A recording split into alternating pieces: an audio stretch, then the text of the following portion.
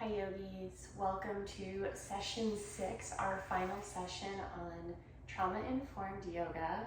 Today's practice, we will have a block handy, not until the end of class, as well as a bolster. I'm currently sitting on my bolster or a large pillow. And so if you want to begin by grabbing those props, definitely a bolster. Block will be kind of optional. And then sitting on something to lift your hips higher than your knees, and so that your knees drop down even the slightest amount. As we work through trauma-informed yoga, the styles are yin in nature, so we typically do them in cooler weather or a cooler room. And so if your room is a little bit chilly, or you're feeling like you need to bundle up, grab your layers, grab a sweatshirt, grab an eye cover, grab whatever you need to feel comfortable here. Today's class, we are diving into two very, very common emotions, anxiety and overwhelm. Now, all emotions matter, we know this. All emotions are just feedback. It's a brain to body connection where you support yourself, right? It's feedback. You might feel anxious because something doesn't seem right. Although they are helpful, sometimes emotions, especially this day and age, focus on the wrong things. So hear me out.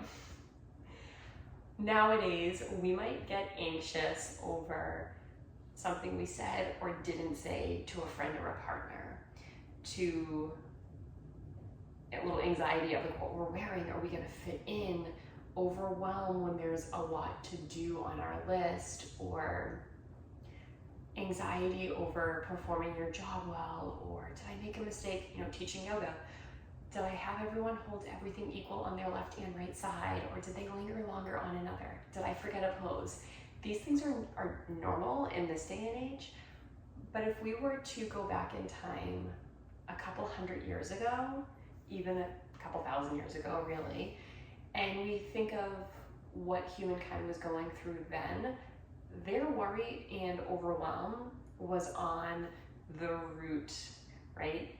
Finding food. They didn't have Whole Foods, Trader Joe's, Safeway, Stop and Shop, wherever you're at. They didn't have grocery stores to just go in, hand over cash, credit card, get your food, go home and cook. They had to hunt, they had to forage, they had to search for their food. They didn't have necessarily houses with insulation, with a roof, to stay cool in the warmer climates or to warm up in the cooler climates. They had to build, they had to create, they had to get creative in how they felt supported, having a roof over their head, figuratively, a safe place to rest, right? A couple 100,000 years ago, there weren't 4 walls in a house. You had to find a safe place to live and hope that animals didn't come and attack you at night. We don't have to worry about finding food. We don't have to necessarily worry about finding a place to live. Yes, there might be transition times in life, but there's always a place that we can find, whether it's a friend's house or a transition space, right? And so rather than worrying about surviving, finding food, surviving through the night, not getting eaten by an animal or a predator, and having a place to stay, that frees up our mind space to worry about other things that, hear me out, may not be as important. Really, if you're worrying about something at work, maybe you misspoke, maybe you forgot something, maybe you had a typo in an email, who cares? In 5 years, no one's gonna die from that. No one's really gonna remember that except for you. It doesn't matter, but in our mind, those are the things we hyper focus on because that's what we have space for, right? We're in the comfort of our home. We've eaten, we have nourishment, we have security. And so it's a blessing we have that. We focus on other things. So before we begin our practice, a self-reminder. You have survived too many storms to be bothered by raindrops. You have survived too many storms to be bothered by raindrops. Simply making it earthside, you've come through a storm, right? You made it. Check. You've matured into whatever age bracket you are. You've accomplished so much. You've done so much. You've survived so much. If we were to take a moment or two to think back from childhood to adulthood, all the things we overcame, all the things we worked through, all the things we had to process, we've done a lot. We've been through a lot of storms. We don't have to worry about those raindrops. We can sit back, we can enjoy the storms. Now we're talking storms of emotion. Linger in them, sit in them, notice them. Ask yourself, what are these emotions trying to tell me? Is it something I need to hold on to?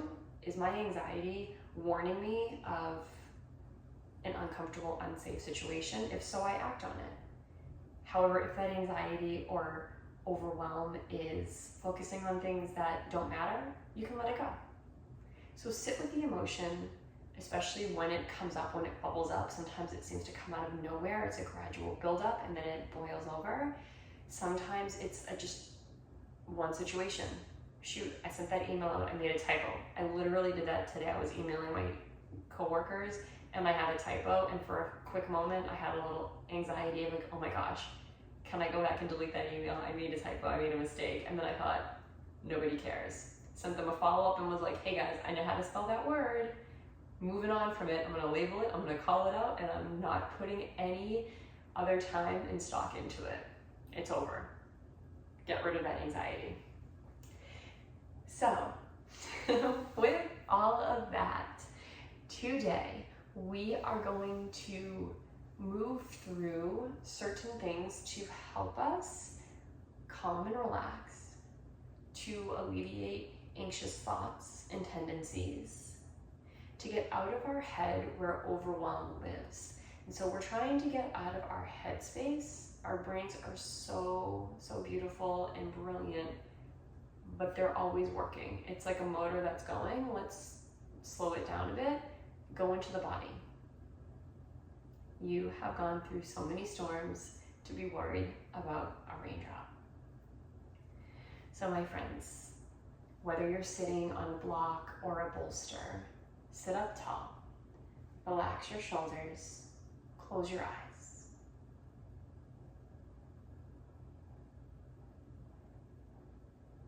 I invite you to think of something that is causing you overwhelm or anxiety.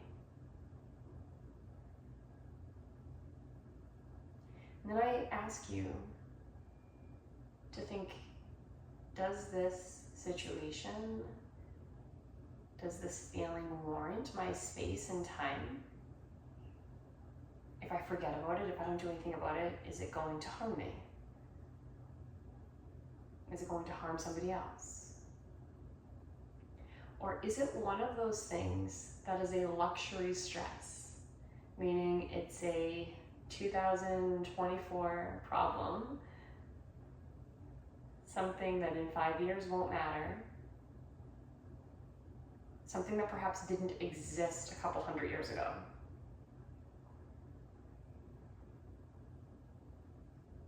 Now, if it is something that seems like a modern day problem, do you need to hold on to it? Do you need to carry that anxiety with you? Or can you lovingly let it go, thank this emotion for presenting the data, letting you know that something feels off, and can you release? If it is something that might cause harm to yourself or others, ask yourself, can I fix the problem on my own? Do I need to reach out to others to support?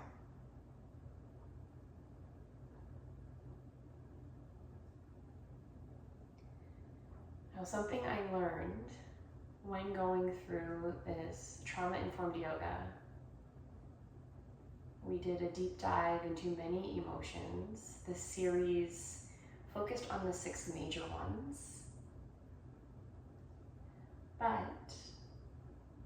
we talked about a lot of other things too. One of which was the longest longitudinal study conducted in humans. And so as I share this little bit, just continue to breathe through the belly. Relax just 1% every minute or so. And so this longitudinal study was documented in a book that was published in 2023 by 2 Harvard professors. The book is called The Good Life, and it asked a large group of individuals, both from well-to-do families and those that were in a lower SES, socioeconomic status household. What makes you happy? What brings happiness? And in the beginning, they had a lot of different answers. Over time, this first generation shifted their answers from having a good job, having a good house. Now, this was first conducted in like the 1920s, I believe. And so we have the Great Depression. We have a lot of immigrants, especially from Ireland. And this study was conducted by Harvard professors. So Massachusetts has a huge Irish population. So a lot of their participants were recent immigrants, or their parents were. The potato famine happened in like the 1840s, so not too long in the United States. And so the first generation said, food, a house, a good job, not worrying about the small things. All good things, right? As that first generation grew, the study started to follow their offspring. So if they had children, that group too, similar answers. Then we keep going. We move on to the third generation. Similar answers in the beginning, right? But this group, as we started to get closer into, say, like the 80s at this point, the generation was looking into having more fun with their friends, going out, dinner. So we're having the basic needs met, the first generation. Second generation, same thing, basic needs met. Third generation starts to tie in a little bit of pleasure.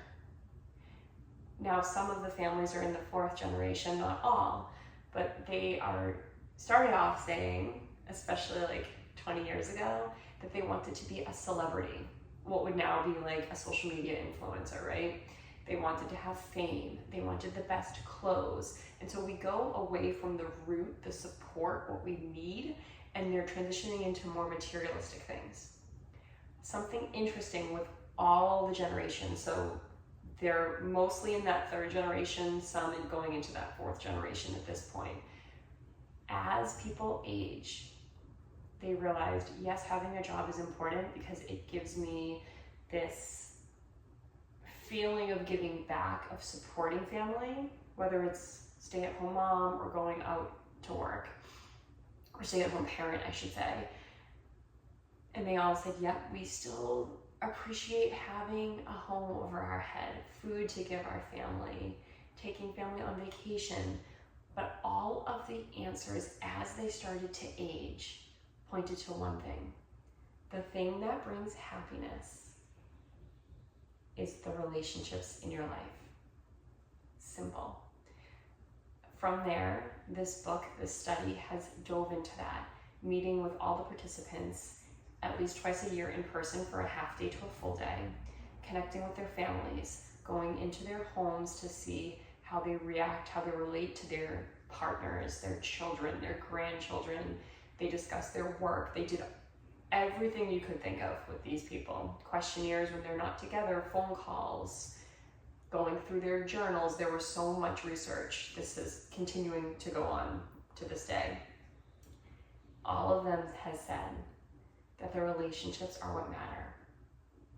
Specifically, your core group. So the core of yourself is like your family, and it can be your chosen family. It doesn't have to be like that nuclear family that we're familiar with in the United States and Western culture. It could be a family that you create, right? Friends or whatever.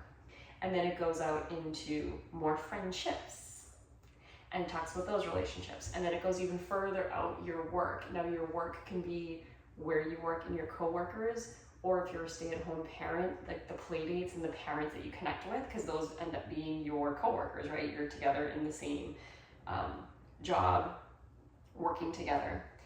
And so all of the participants said the number one thing that is an indicator, the strongest indicator of happiness, are your relationships. And I share this story last because as we go through each of these sessions, we're working on ourselves, right? Like, you have to work on yourself first. We have to understand ourselves, what we need, what we don't want, the boundaries that we set.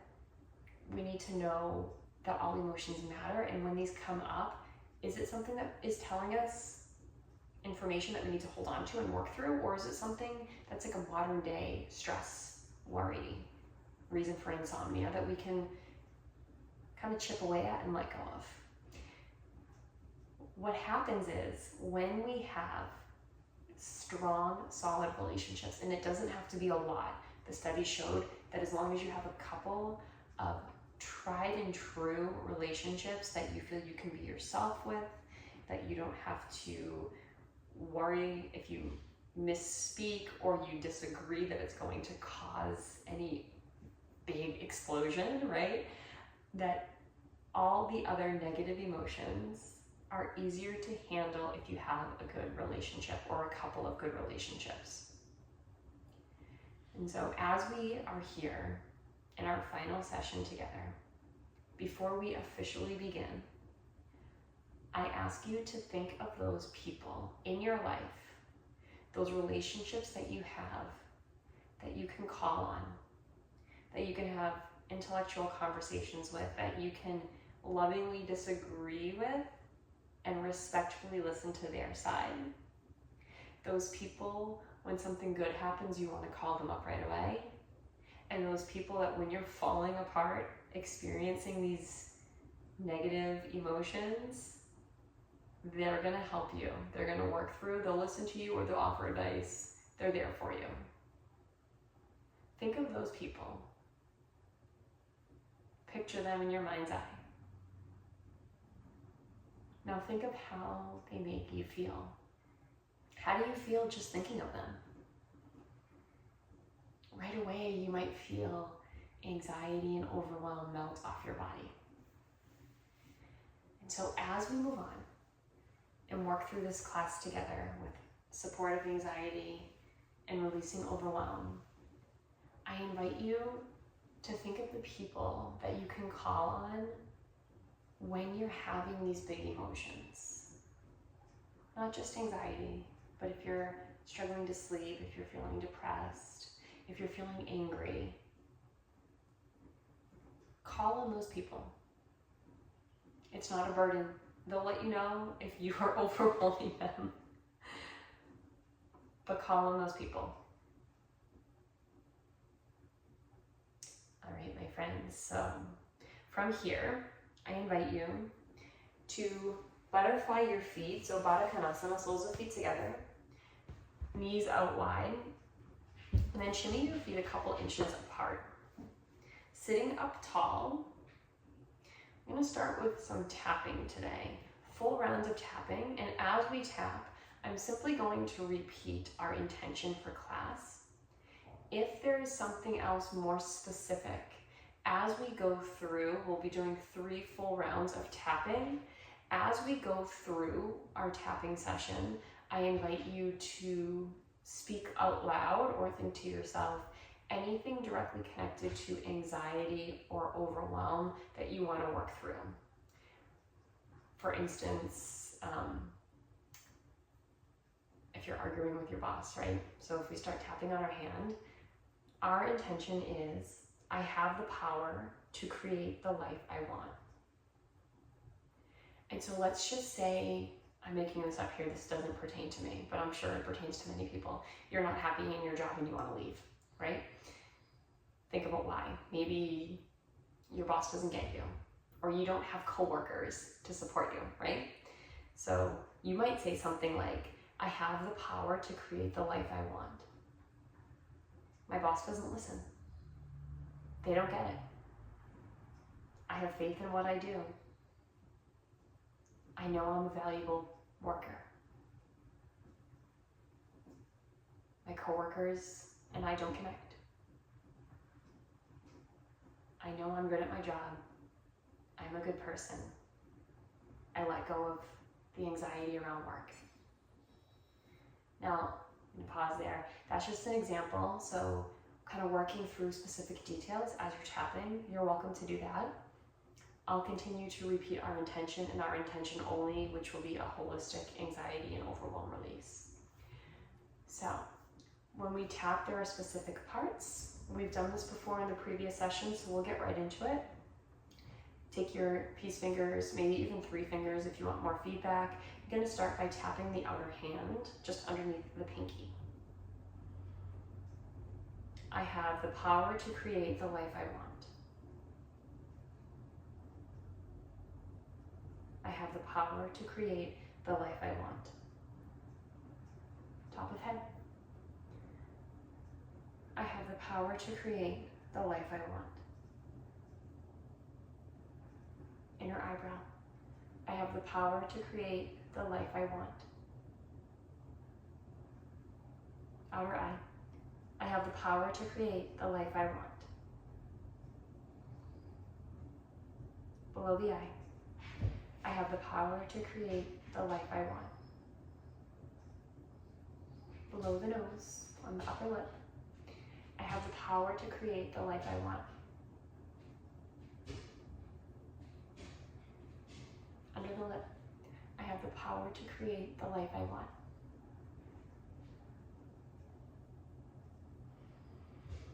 Below the collarbone, I have the power to create the life I want. Below the armpit, I have the power to create the life I want. We're going to add in just one tapping spot today, your inner arches of your feet to the soles of your feet.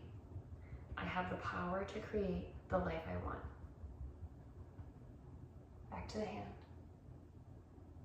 I have the power to create the life I want. Head. I have the power to create the life I want. Inner eyebrow. I have the power to create the life I want. Outer eye. I have the power to create the life I want. Under the eye. I have the power to create the life I want. Upper lip. I have the power to create the life I want. Under the lip. I have the power to create the life I want. Collarbone. I have the power to create the life I want. Under the armpit, I have the power to create the life I want. Inner arch and sole of foot, I have the power to create the life I want. Stay here for just a little longer. Our third and final round, I'm going to do without cueing you when to move. Just know after I say the intention, we'll take a breath and we'll move on to the next. Let's go to the hand. I have the power to create the life I want. I have the power to create the life I want. I have the power to create the life I want. I have the power to create the life I want.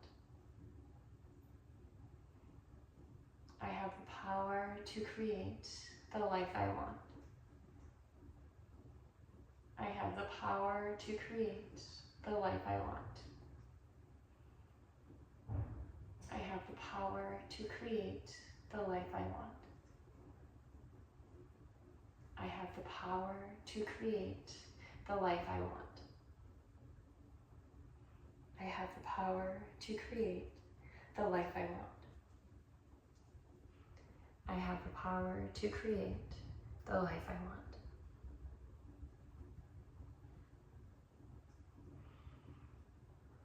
And finding a comfortable seat once again, maybe changing the leg shape.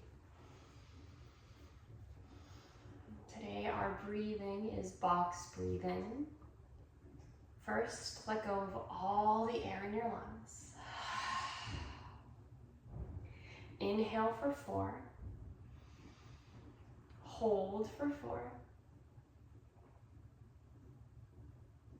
Exhale 4. Hold for 4. Inhale. Hold. Exhale. Hold. Inhale. Hold. Exhale. Hold. Breathe in.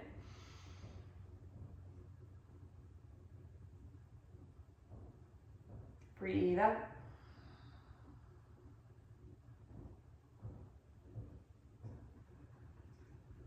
Continue on your own.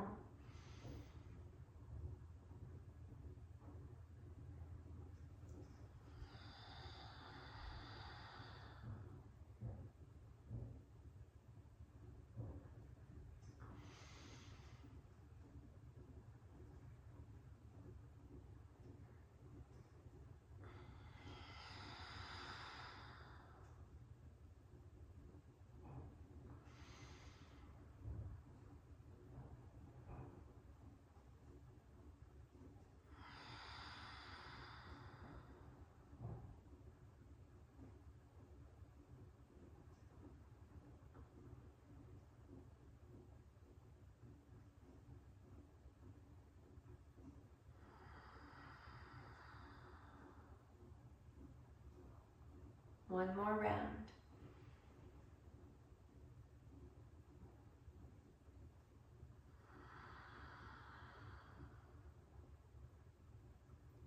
My friends, will meet in dangling pose, forward folds. No props are needed for the first few postures, so you can scoop them off to the side. And fold on down, dangling pose, let your head fall heavy. Put a deep bend in the knees, let your head fall. Play with leaning forward and back, side to side.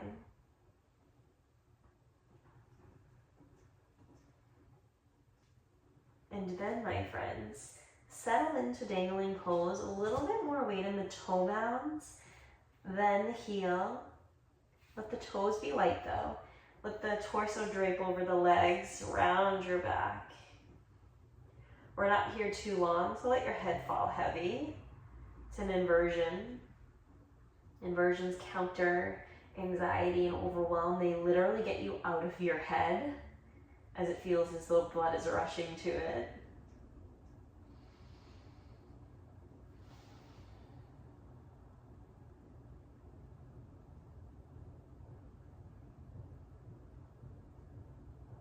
Place one hand down. Whatever hand is down, bend into the knee. Straighten the other arm up to the sky. Twist. Option to take a half bind with the top arm drapes around the low back. Lean into that bent knee. 2 breaths.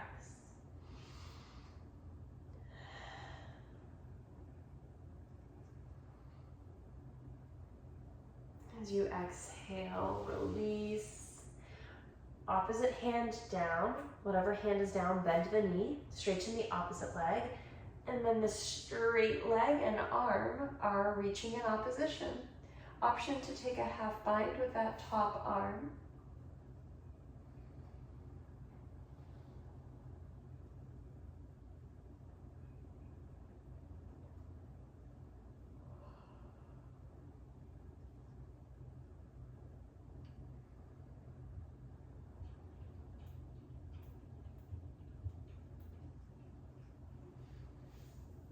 Inhale, arm high.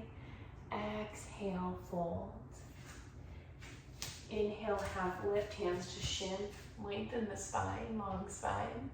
Exhale, tabletop. Hands and knees. Inhale, drop the belly, lift the heart. Exhale, round, turn inward. Inhale, cow pose. Exhale, cat. Close your eyes, flow through these two poses.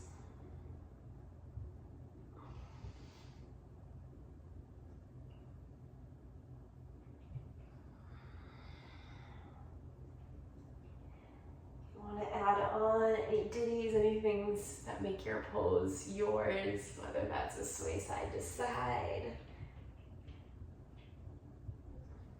whether it's circling up the spine. Really do what you're called into. There's no right or wrong here. It's just articulating the spine.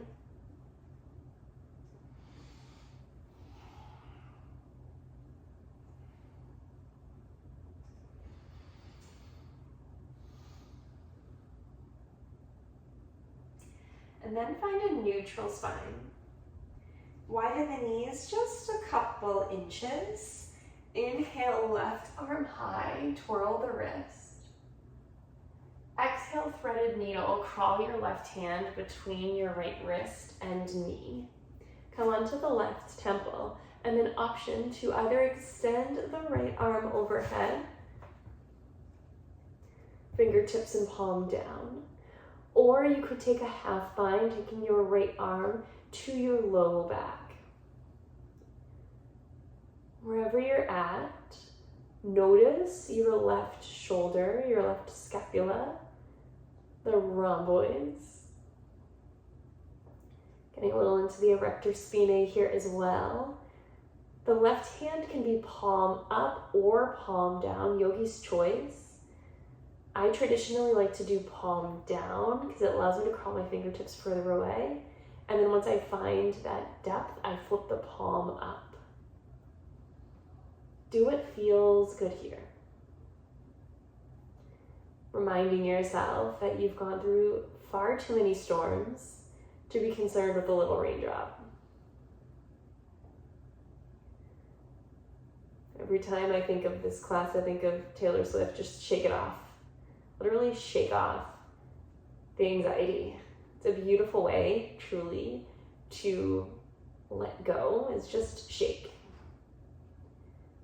So maybe when we're done with this class or in the morning one day, you shake, you swiggle, you sway, shake it off. And the shaking off could also mean mentally, just let it go.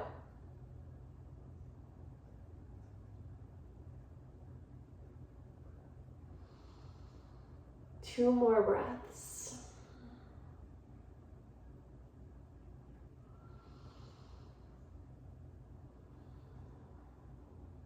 And it's a good time for you. Place the right hand in front of your face. Inhale, left arm to the sky. Take a full arm circle. Change directions.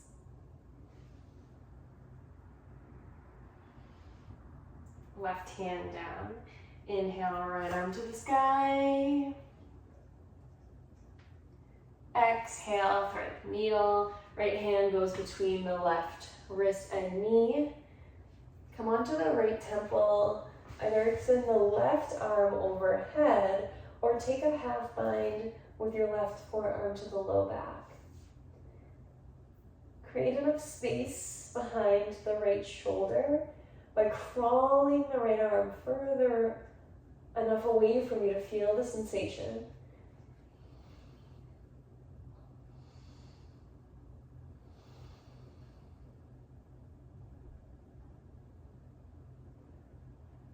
One of the journal prompts that I'll be asking you to reflect on, to think about, is to list 5 words that describe you. But those words have to be in positivity.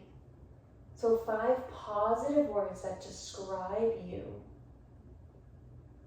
And don't just write them down for sake of writing, just to get it done, right? Really sit with it. Think about it. What describes you? How do you feel about yourself? Or how do you think people would describe you? 5 words.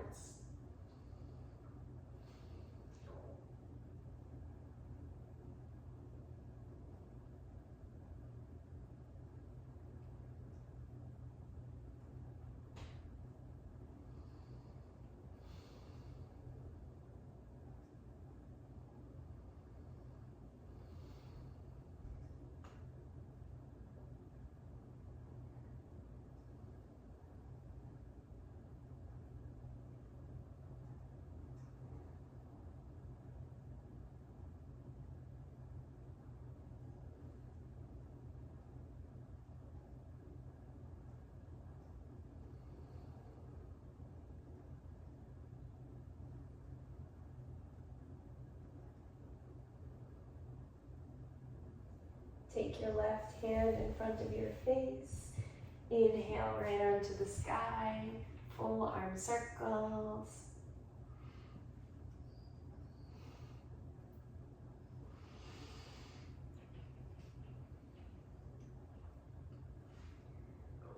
And find tabletop. Switch direction of the twirl of your arm before tabletop if you didn't switch. We're going to scoot the block away. We don't need your block right now. We will take our bolster towards the top of our mat. Then lie down so that your belly is on the bolster, or really the upper ribs. So you want your pelvis down. Depending on the length of your torso, you may have a good amount of your belly on the bolster or pillow. You may just have a little bit. But you want the lower ribs to be propped up for Sphinx pose. Now in this variation, let's keep it active. Tops of your feet press down, maybe so much so that your knees lift, and then your booty's gonna activate, but shake it out, shake it off, right? Let go of some of that extra tension. You can have strong legs without totally engaging the glutes. Press your hands down as you spread your fingers. Imagine yourself as a gecko. Press those finger pads down like you're a gecko climbing on a wall. Lift the gaze up, drop the shoulders down. Imagine the center of your heart beaming forward. Oftentimes, when we are feeling anxious or overthinking, overwhelmed, we round the shoulders down. We actually do this in many of the negative emotions when we're sitting with them. We soften the belly, we round the shoulders down almost to make ourselves look smaller, like we're trying not to be seen or we don't want people to know how we're feeling. And not only does it not support our emotions, actually makes it worse. So your posture, how you carry yourself, has a deep connection to how you feel. If you think of it like, was it Eeyore, like in Winnie the Pooh? He's like always hunched over and he's like, oh boy, like super depressed. He might feel depressed and then he's gonna feel worse because of the way he's carrying himself. Shoulders are down, looking down on themselves. So I invite you to be more like Tigger, a little bit more spry. Heart lifts, shoulders back, engage the core. How you carry yourself translate into how others view you. Not that we care what others think, let's be honest. That's the opposite of what I want you to leave this program with. But it does have an impact on how you view yourself, right? If you're standing tall, engaged, feeling proud, looking proud, you're going to start to exhibit those internally. And so be tall, be proud when you can. Of course, there's always time to surrender. There are poses here that are meant to surrender. But when you're moving about your day, if you're feeling anxious, relax your shoulders. You might feel a noticeable difference, both physically and mentally. Unclench your jaw. Smile. Right? If I'm walking down the street, if I'm in a mood, or if I'm feeling anxious, I often go for a walk or a run. One of the best things that I do is I just smile the whole time. Like you'll see me running by and I'm smiling. You don't know what I'm feeling. I might be like super anxious. But the second I smile, I lighten up. I feel better. And when you're smiling, others notice it, they'll smile back, which makes you feel good. We are all connected. Okay, friends, you're welcome to stay here. Or for the final 30 seconds, press into your hands, straighten your arms, seal pose. For this, you can deactivate your legs, give it a little wiggle. Press into your hands, especially the heels of your hands. If this is too much on your low back, go back to Sphinx. Otherwise, you're here for about 4 slow breaths.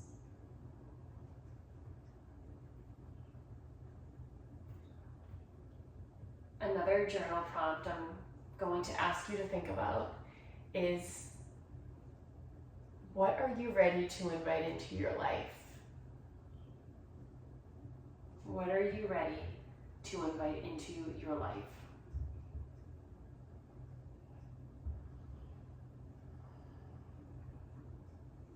One more full breath here. Breathe in. Exhale, release your elbows out wide. Drop down. For a counter, we're gonna round inward. So let it go. Relax the shoulders, drop your chin, your forehead down. Send your heels out to the sides, point your toes in. 2 breaths.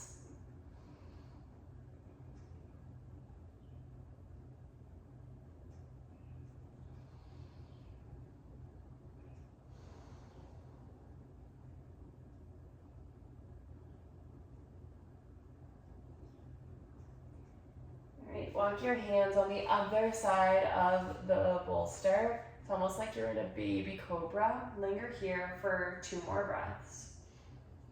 We're going to counter by lifting shoulders up, squeeze them down and back. Breathe in. Breathe out. As you inhale, press into your hands, lift up tabletop pose. Round your spine, articulate the spine. Okay, our next posture is Sleeping Swan. In traditional Vinyasa yoga, it is called Pigeon. Sleeping Swan is a little gentler variation where we surrender. And so I'm going to ask you to play with your props here. So one option is to keep your bolster the wide way and slide it forward. This is where your forehead will go. Another variation would be moving the bolster the long way, and you can drape your torso over. And so I'll set up this way so you can kind of see, and then I'll alter it so you can see the opposite way. We're gonna start by sending the right leg straight back. As you exhale, bring your right knee towards your right elbow and pivot the right shin towards the front. Shimmy your left leg back. Untuck the toes, gaze back, make sure that the left toes are straight back, toes and heel are in alignment. And then I invite you to shimmy the bolster slightly to the left and pull it closer so you can surrender down and have your chest supported by the bolster. You can lay here, or I'm gonna take the other variation. Bolster goes across the mat the wide way, and then you can shimmy up a little bit closer to the bolster. And then lower down. Your arms might fall on the bolster and your head.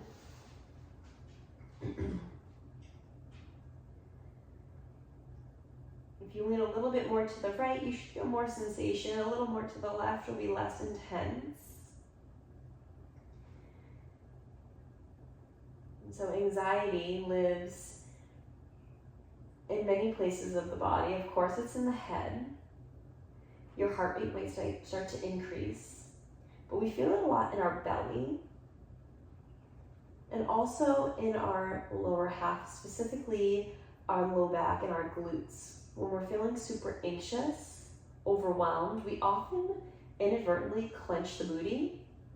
We don't always engage the core. So when you clench the booty and the core is kind of out there, you might get some low back tightness. And this pose counters the booty, right? So we're actually opening up this region here, and we're creating space in the low back. And so we're letting go of the lower part. Your belly is soft here. Just let it relax, let it flop, let it fall down.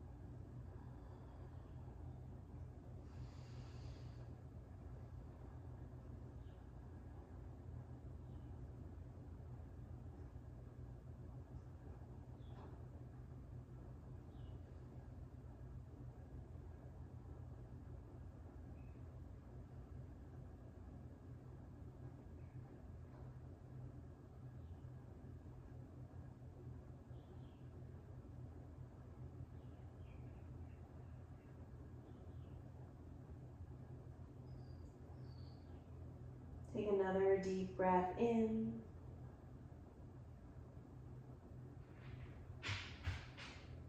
Another breath out. Bring your hands down. Inhale, lift up. Tuck your left toes. Lift your left knees and the right leg back. As you drop both knees down, wag your tail.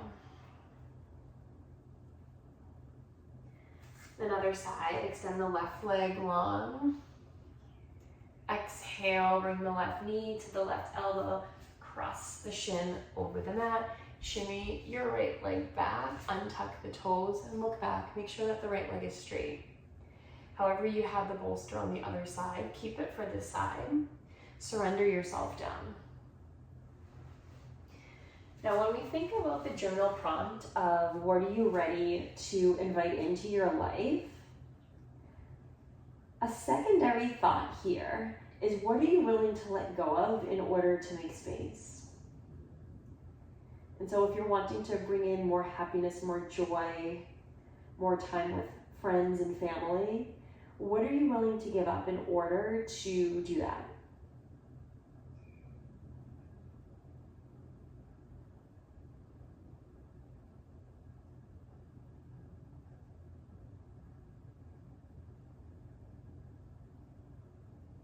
Play with leaning a little more to the left if you want this to be deeper, a little more to the right if you want to pull back. And then settle into the physical posture.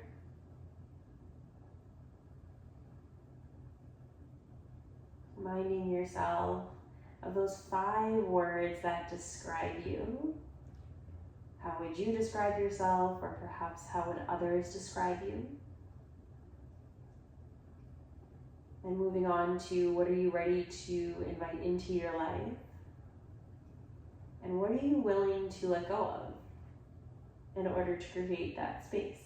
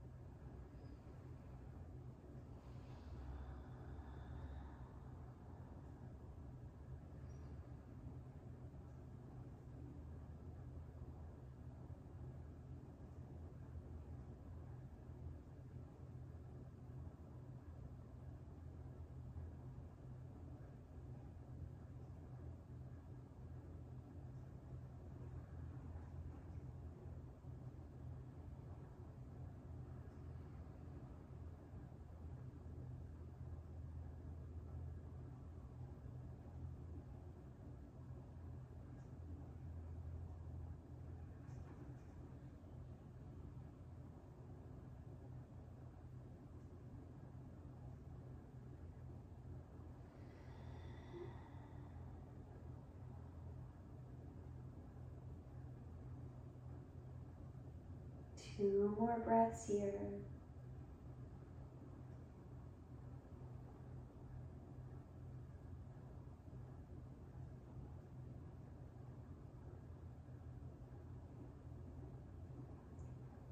Slowly lift the torso, walk your hands to the earth, tuck your right toes, lift your right knee to create space for the left leg to go back and drop down to the knees. All right, my friends, the next 2 poses are called twisted roots. And so the way we're going to do it today, if you have a block, this will be optional. Now blocks can go the level 1 way, level 2, or level 3. I personally like level 2 for this. So you'll take it to whichever level works for you. And then the bolster or the pillow will go diagonally on top. And then you're going to take your hands on either side of the bolster, drop to your left hip. So your left hip is connected to the pillow or the bolster. Your legs are staggered. So these are your roots, and you're gonna be twisting yourself over. So as you inhale, lengthen. As you exhale, twist. Place your hands on either side of the bolster. Now, a couple of options. They can stay here. You can hug under the bolster. You can hug in front of the bolster. And then your head, you can have a gentle variation with your gaze in the same direction as your knees. If you're taller, your chin might hook over the bolster. Or if you want more twisting sensation, then you'll turn your right ear to the bolster. So you're gazing in the opposite direction of your knees. And then just wherever you're at, soften. This is a pose that's supporting the belly. So we just came out of one that will relax the low back, the glutes, the piriformis, and now we're moving up to the belly. So lots of areas where anxiety or overwhelm can live. Soften.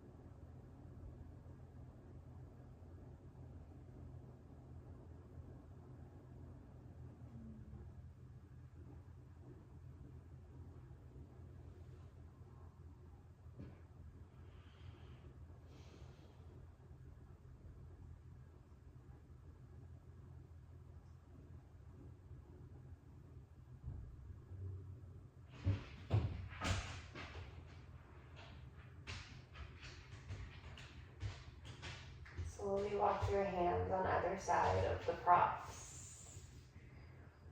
On your next inhale, lift up. Swing your right arm behind you, roll to the other side. This time you'll have your right hip against the bolster, stagger your legs. As you inhale, lengthen. As you exhale, twist and surrender. Decide which way you want to gaze, how you want your arms to be, and then relax.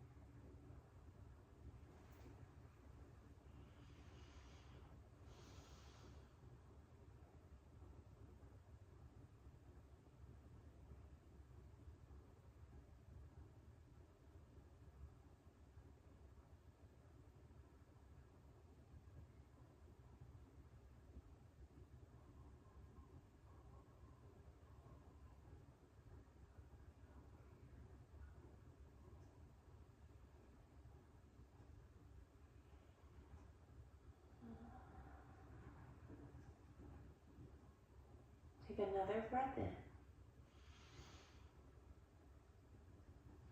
As you exhale, place your hands down.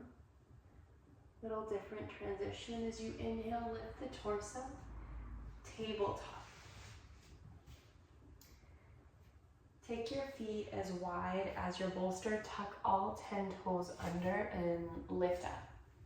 Now make sure that all 10 toes, especially the pinky, are tucked underneath you, and then place your hands behind you. Tip or send your hips forward, relax your shoulders. So this posture is really nice to open up the heart, the chest. It's wonderful for that posture. If you could walk around with your shoulders dropped like this all the time, you would feel so confident, not anxious at all. As we work up the physical space from the hips and low back to the belly. Breathe into the heart center. Maybe your gaze goes back. 2 breaths in this rebound pose.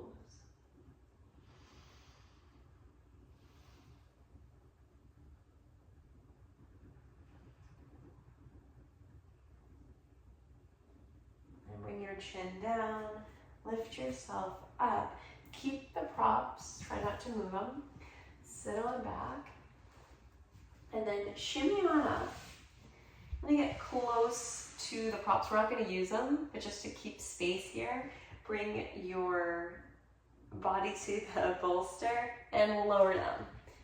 As you lower down, bend your knees, hug your knees in towards your chest, roll the ankles. Bring your feet up to the sky. Take your peace fingers around your big toes for happy baby. Now, peace fingers around big toes is really nice because it supports you in having a flexed foot, and then you can manually pull down not only working your biceps and your arms, but you can decide how deep you want to go in this happy baby. Then you can sway side to side. If you prefer taking outer arches of your feet in happy baby, you can do that as well. But if you do that and your tailbone tips up, go back to peace fingers around big toes. You want your low back connected to the earth more so than getting deeper in the pose. The pose doesn't benefit you if the tailbone is lifted.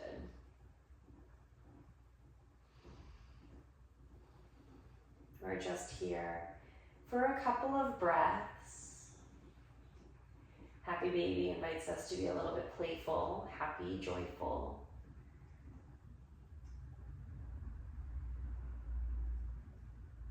Anxiety is a fire emotion, it's pretty rapid, akin to happiness and joy. And so we want to honor the space, honor the energetic connection, but stimulate it to be positive, supportive. Take another breath. Now, as you exhale, straighten the legs. Inhale for a breath. Exhale, lower your legs down onto the props. We'll be supported in the legs up the wall. This will be our Shavasana. Now with your heels together, let your toes fall out to the side. Massage your hips here.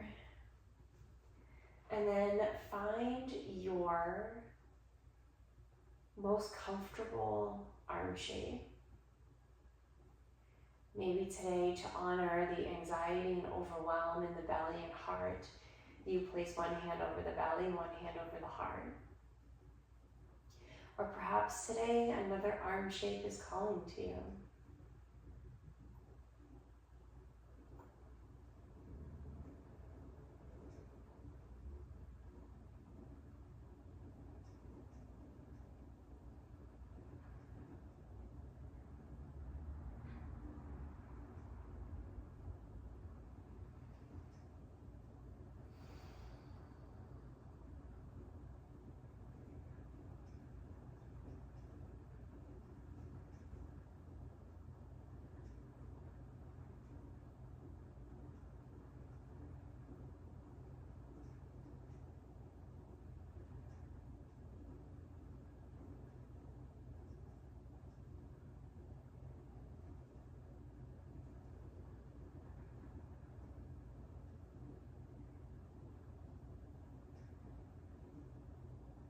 Take a deeper breath in through your nose.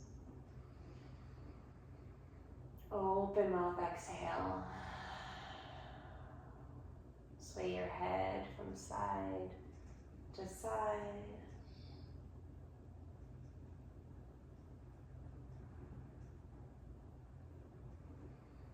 And bend into your knees. Keep your feet on the props as you roll to your favorite side, feet on posture. Take a breath in. Breath out. Top hand to the earth. Press yourself upright. As you keep your eyes closed, sit up. We're going to tap in the center of our heart. Now, all of these tips and strategies that we've done over the past few sessions can be done in isolation, as in tapping, deep breathing, walks in nature, journaling.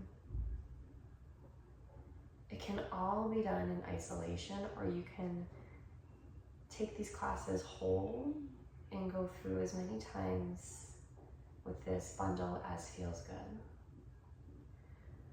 But sometimes we're just strapped for time, so we don't have time to do a full round of somatic release or tapping.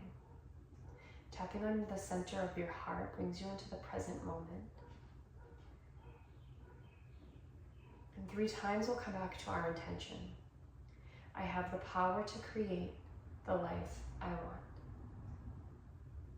I have the power to create the life I want. I have the power to create the life I want.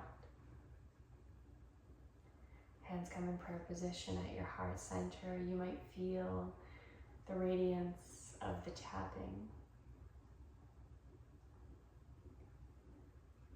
No matter what emotions you feel, whatever struggles you have, remind yourself that you have survived many storms. You don't have to worry about a raindrop. You will survive. Breathe through the belly. Journal often. Eat well. Be gentle with yourself. And lean in on those relationships that fill you up.